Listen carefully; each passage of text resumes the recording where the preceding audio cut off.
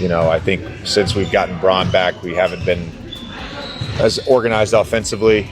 Too many random possessions, so that's on me. So it's those three things: defensive clarity, role clarity, and offensive organization. Whispers turned into frustration, and soon voices were raised. This clash hit straight at LeBron's control over the locker room and raises questions about his future in LA. During a recent game against the Rockets, the Lakers seemed different without him. The team found a rhythm that didn't rely on one voice dominating every possession, and the crowd responded. Earlier in the season, while LeBron was sidelined with injury, the Lakers thrived. They stopped forcing hero plays and began playing connected basketball. Over the first 14 games without him, the Lakers went 11-3, controlling games rather than surviving them. Ball movement, spacing, and decision-making improved across the board. By early December, the stats confirmed it. The Lakers ranked in the top 5 for offensive efficiency, putting up 115 points per 100 possessions. Luka Doncic ran the offense smoothly. Austin Reeves scored and created opportunities for teammates, and Rui Hachimura balanced the floor both offensively and defensively. Notably, this success happened without LeBron on the floor. No forced shots, no ego possessions, no hero ball. The system worked, and every player thrived. Against the Pelicans, Luka had 24 points and 12 assists. Reeves scored 31 points and grabbed 8 boards, and Rui added 14 points efficiently. Defensively, the team was disciplined, giving up just 108 points per 100 possessions. Rotations were crisp, closeouts automatic, and younger players stayed disciplined without constant direction. The Lakers were playing intelligent, structured basketball. But when LeBron returned, the momentum collapsed. The same roster that had been moving smoothly suddenly looked disconnected and frustrated.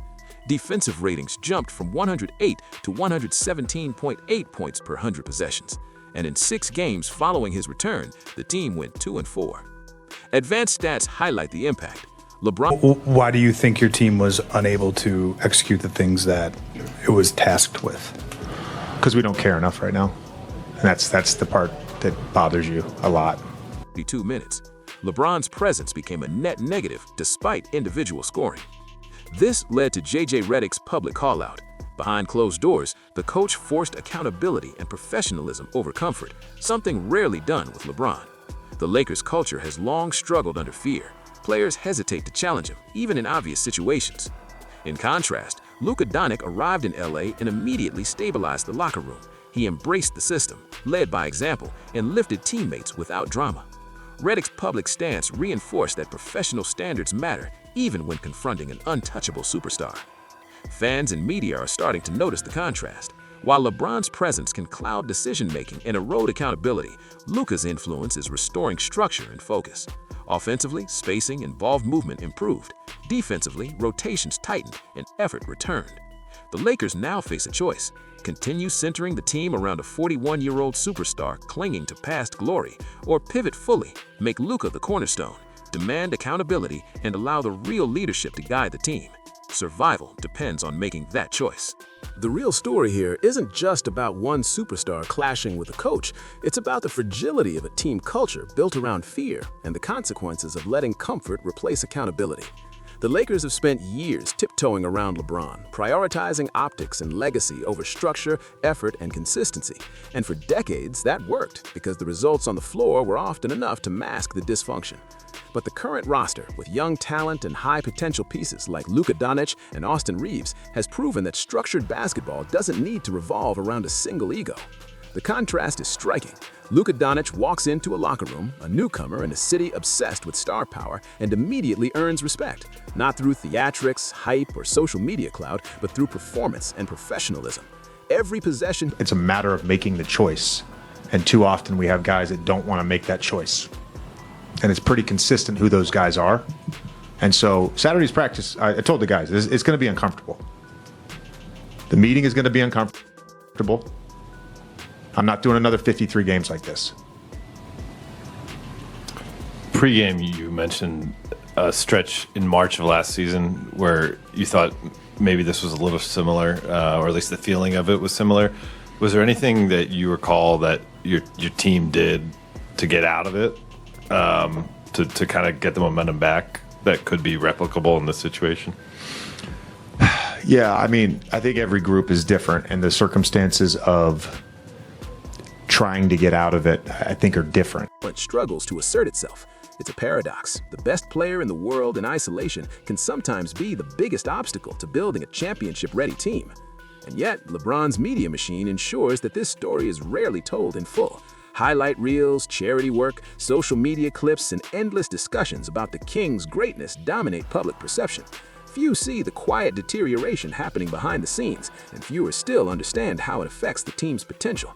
The juxtaposition is brutal. Fans can see Luka's influence directly on the court, but LeBron's off-court perception overshadows it. It's a classic case of narrative versus reality. This tension reached its boiling point during the Rockets game on Christmas. The loss wasn't just embarrassing, it was symbolic. For years, the Lakers have tolerated lapses in effort when the superstar was on the floor, assuming the brand or the aura of the player would carry the franchise. That day, J.J. Redick refused to let the pattern continue.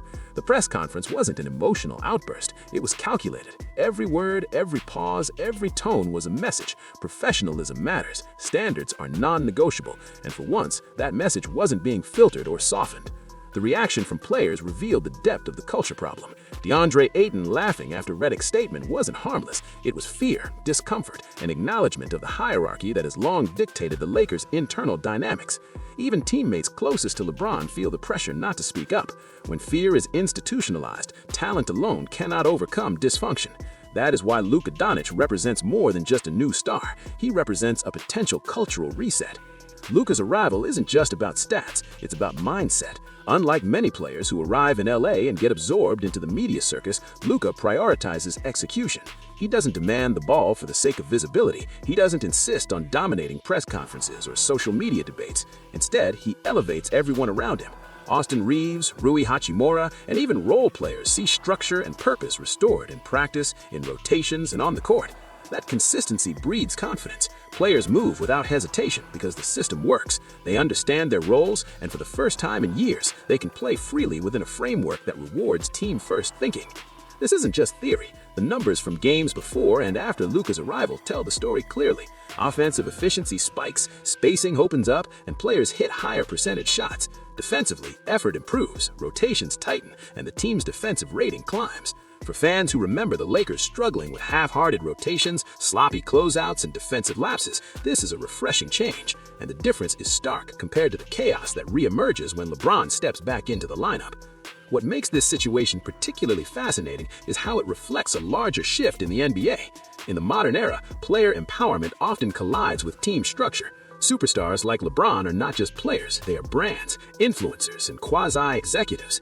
Their voice in personnel decisions, rotations, and strategy can be enormous, but as the Lakers example shows, this comes at a cost. When the needs of a superstar overshadow the system, accountability erodes, and young talent suffers. Luka's rise is proof that a franchise doesn't need to bend to superstar comfort to succeed. It can thrive by enforcing standards and structure. If the Lakers make the right choice, this era could redefine the team's identity. Building around Luka with J.J. Redick enforcing accountability creates an environment where effort, structure, and professionalism are non-negotiable. That's how championship-caliber teams are made. The franchise has a chance to pivot from nostalgia-driven decisions to forward-thinking leadership. Instead of leaning on a 41-year-old superstar past his prime, they can invest fully in the future, empowering young stars to lead while maintaining discipline and cohesion. But this path requires courage. It demands confronting the established hierarchy, challenging narratives, and placing principles above individual comfort. It's not just about basketball, it's about organizational culture. The Lakers can either continue protecting the comfort of an aging superstar and watch the roster stagnate, or they can embrace change, put Luka at the center, and restore accountability. The implications extend beyond wins and losses. They shape the franchise's identity for years to come. Historically, franchises that make these decisions succeed in building sustained success. Look at Milwaukee with Giannis Antetokounmpo, Brooklyn with Kevin Durant, even with its challenges, or the early Lakers and Bulls dynasties under Jordan and Kobe. Each era had a clear hierarchy, accountability, and standards. Talent alone wasn't enough. Structure and culture determined the difference between fleeting brilliance and true dominance. The Lakers now face a similar crossroads. In summary, the Lakers' current turmoil is a classic study in superstar influence versus team structure. LeBron James brings unparalleled talent and legacy, but that comes with costs when his presence undermines accountability and system play. J.J. Redick's intervention signals a potential cultural reset, and Luka Doncic's emergence as a stabilizing force could define the franchise's next chapter. Fans, coaches, and the front office face a choice: preserve comfort or demand professionalism. The future of the Lakers hinges on that decision. One thing is clear: the era of ignoring internal dysfunction because of a superstar is ending. Teams are smarter now, and advanced stats expose what traditional narratives try to hide. Effort, spacing, ball movement, rotations, and accountability are quantifiable, and the Lakers' young core is demonstrating that they can thrive when those fundamentals are enforced. It's about building a team that can sustain success beyond any individual player, even one of LeBron James's stature. The Lakers' next steps will define their identity for the next decade. Will they cling to the past, or will they embrace the future? The answer lies in choosing structure, culture, and leadership over nostalgia and superstar comfort. Luka Doncic represents the path forward, JJ Redick is enforcing the standards, and the rest of the roster has an opportunity to play within a system that rewards teamwork and effort. It's a turning point, and every decision made now will ripple through the franchise's legacy.